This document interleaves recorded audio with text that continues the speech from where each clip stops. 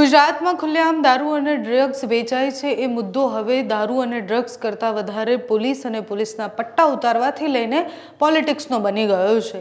જિગ્નેશ મેવાણી એક જગ્યાએ જઈ અને સ્ટિંગ ઓપરેશન કરી અને વિડીયો સોશિયલ મીડિયા પર મૂકે છે। એના પછી એસપી કચેરીએ જઈને ધરણા કરે છે, મહિલાઓ સાથે જાય છે અને આખો મુદ્દો જે છે હવે ગુજરાતમાં કેટલો દારૂ ક્યાં વેચાય છે ત્યાંથી લઈને ગૃહમંત્રી શું કરી રહ્યા છે, એમના વિસ્તારમાં શું થઈ રહ્યું છે એ બધા સુધી પહોંચી ગયો છે।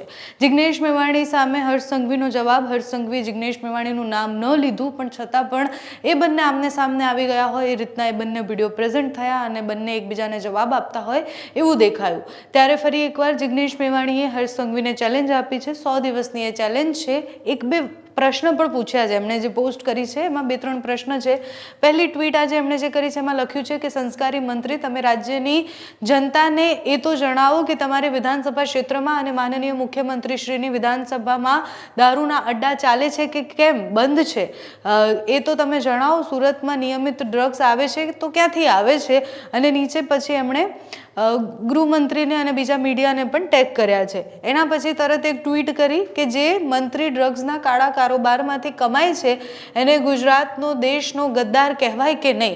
એટલે જે મંત્રીઓ ડ્રગ્સના કાળા કારોબાર ચલાવે છે એના માટે સવાલ કર્યા છે। હવે કયા મંત્રીની વાત કરી રહ્યા છે એ જિગ્નેશ મેવાણીને ખબર। પછી એક ટ્વીટ કરી છે કે સંસ્કારી મંત્રી, ગુજરાતમાં કોઈ પણ એક તાલુકાને અને સુરતના કોઈ પણ એક વિધાનસભા ક્ષેત્રને ડ્રગ્સ મુક્ત, દારૂ મુક્ત કરીને બતાવો, જાઓ, તમને 100 દિવસ આપ્યા।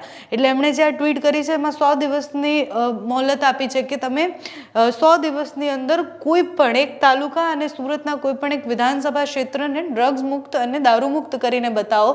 અને છેલ્લી એક ટ્વીટ છે કે નિષ્ઠા અને પ્રામાણિકતાથી કામ કરનાર પોલીસ કર્મીઓને સલામ, પણ જે ડ્રગ્સમાંથી કમાતા ઝડપાશે એના પટ્ટા તો ઉતારવા જ જોઈએ।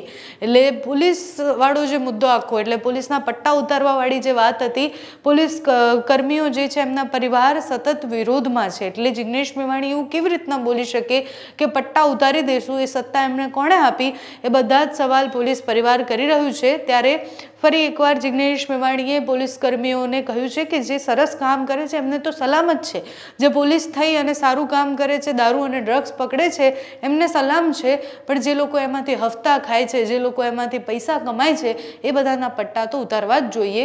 3-4 ટ્વીટ એક સાથે કરી છે, 100 દિવસની બાંયધરી આપી છે ગૃહમંત્રીને। અને ડેપ્યુટી સીએમ બન્યા પછી હર્ષ સંઘવીએ જ્યારે આ કાર્યક્રમ હતો ત્યારે કહ્યું કચેરીમાં કે કયું જાહેર મંચ પરથી કે કચેરીમાં તમારે ત્યાં એવા લોકો પણ આવશે જે સોશિયલ મીડિયા પર ચમકવા માંગે છે, પણ આપણે એવું નથી કરવાનું, આપણે આપણા કામ પર ધ્યાન દેવાનું છે।